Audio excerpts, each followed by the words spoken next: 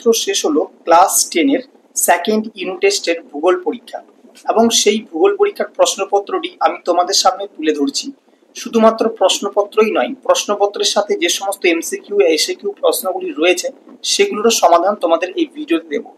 কাজেই যাদের এখনো পর্যন্ত ভূগোল পরীক্ষা হয়নি তারা অবশ্যই এই ভিডিওটি দেখে নাও, কারণ হতে পারে তোমার ভূগোল পরীক্ষাতেও এই ভিডিওতে দেখানো প্রশ্ন থেকে অনেকখানি প্রশ্ন কমন চলে এসেছে। তো কি কি প্রশ্ন আছে আমরা একটু দেখে নেব। প্রথমেই তোমরা দেখতে পাচ্ছ যে সেকেন্ড সাবমিটিভ ইভালুয়েশন 2025, সময় থাকছে 1 ঘন্টা 30 মিনিট, 40 নম্বরের প্রশ্ন। প্রথমে রয়েছে একের দাগে 8টি এমসিকিউ প্রশ্ন, প্রত্যেকটা 1 করে মোট 8 নম্বর। কি কি প্রশ্ন আছে দেখিনি। একের দাগের 1, বায়ুমণ্ডলে ওজোন গ্যাসের অবস্থান যে উচ্চতায় দেখা যায় তা হলো। অপশন এ দিয়েছে 10 থেকে 15 কিমি, 15 থেকে 30 কিমি, 20 থেকে 35 কিমি, 40 থেকে 65 কিমি। সঠিক উত্তরটা হয়ে যাবে 15 থেকে 30 কিমি। 2 নম্বর প্রশ্ন, অ্যালবেডোর পরিমাণ সবচেয়ে বেশি হয় বালির ওপরে, তুষার ক্ষেত্রে, বনভূমিতে, জলভাগের ওপর। সঠিক উত্তর হয়ে যাবে অপশন বি, তুষার ক্ষেত্রে। 3 নম্বর প্রশ্ন, যুগ্ম সোলভিয়ার অ্যাড্রিয়াটিক উপকূলের শীতল স্থানীয় বায়ুর নাম। বোরা, মিস্ট্রাল, সিরোকো, হারমাটান। সঠিক উত্তর হবে অপশন এ, বোরা।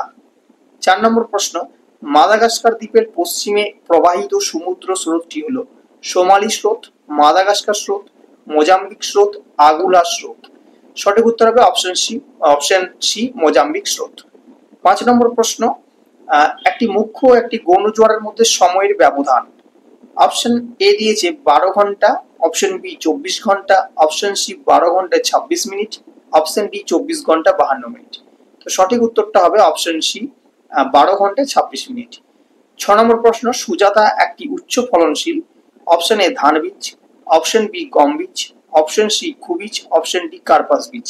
সঠিক উত্তর হবে অপশন বি, গম বীজ। 7 নম্বর প্রশ্ন, উত্তর ভারতের ম্যানচেস্টার বলা হয় কানপুরকে, জয়পুরকে, কোটাকে, কোয়েম্বাটোরকে। সঠিক উত্তর হবে অপশন এ, কানপুরকে। 8 নম্বর প্রশ্ন, ভারতের সবচেয়ে জনবিরল রাজ্য হলো গোয়া, অসম, অরুণাচল প্রদেশ, সিকিম। সঠিক উত্তর হবে অপশন ডি, সিকিম। এরপর আমরা চলে যাব বিভাগ খতে। বিভাগ খতে দেখো তোমাদের 2 এর দাগের এ, বাক্যটি সত্য হলে সঠিক ও অসত্য হলে ভুল লেখো। দুটোতে 2 নম্বর রয়েছে। তো এবার প্রথমেই দেখো 2 এর দাগের এ, বলা হচ্ছে তুহিন এক প্রকার অধঃক্ষেপণ, এটা হবে সত্য। 2 নম্বর বলা হচ্ছে প্রশান্ত মহাসাগরে হিম প্রাচীর লক্ষ্য করা যায়, এটাও সত্য হবে। ঠিক আছে, অর্থাৎ 2 এর দাগের এর দুটোই সত্য হবে। এরপর হচ্ছে বি এর দাগের শূন্যস্থান পূরণ করো। দুটো দিয়েছে এখানে, একটা দুটো। রঞ্জন রশ্মি ও গামা রশ্মি শোষিত হয় ড্যাশ স্তরে। সঠিক উত্তর হবে আয়নোস্ফিয়ারে।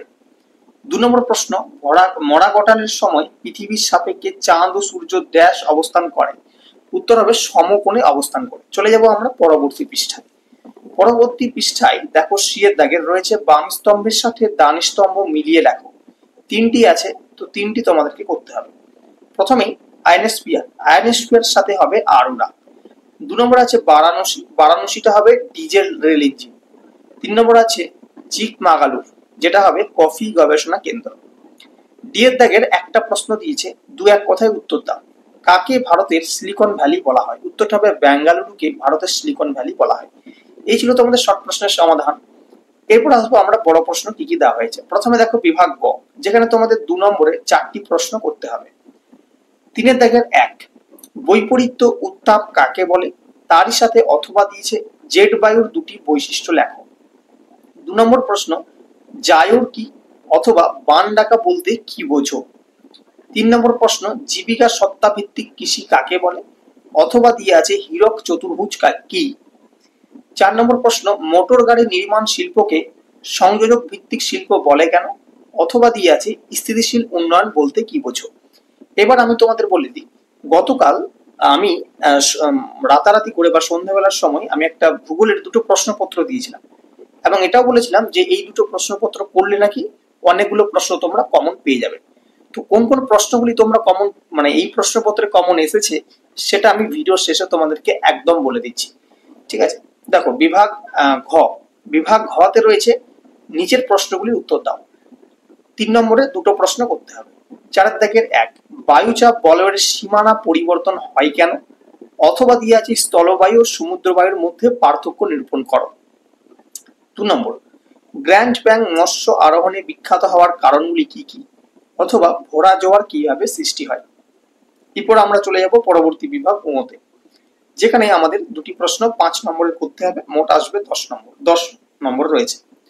প্রথম, শৈলক্ষেপ বৃষ্টিপাত কিভাবে সংঘটিত হয় তা চিত্র ও উদাহরণ সহ বর্ণনা করো।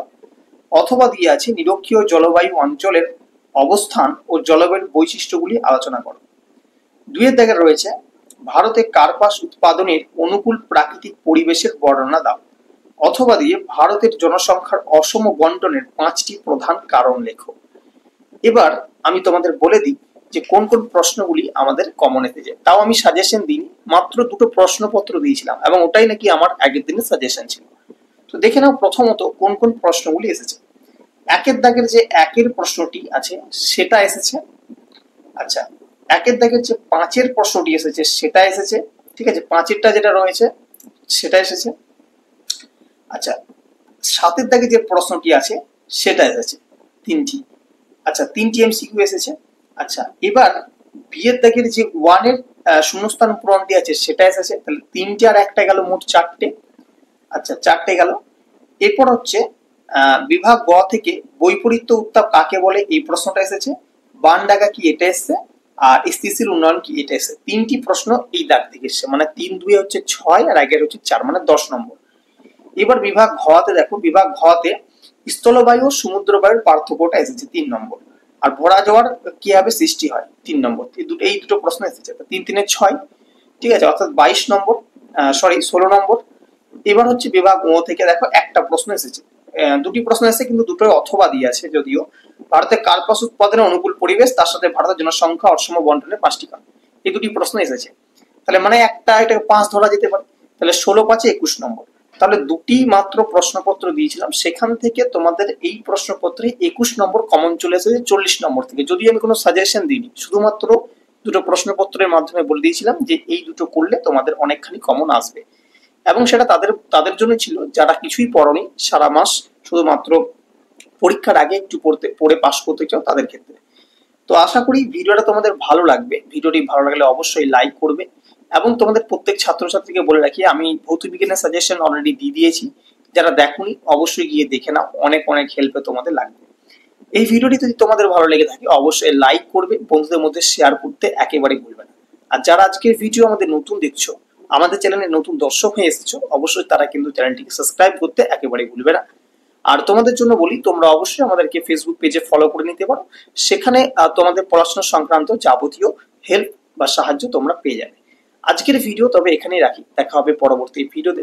প্রত্যেক ছাত্রছাত্রীকে ধন্যবাদ জানাই আমাদের সম্পূর্ণ ভিডিওটি দেখার জন্য।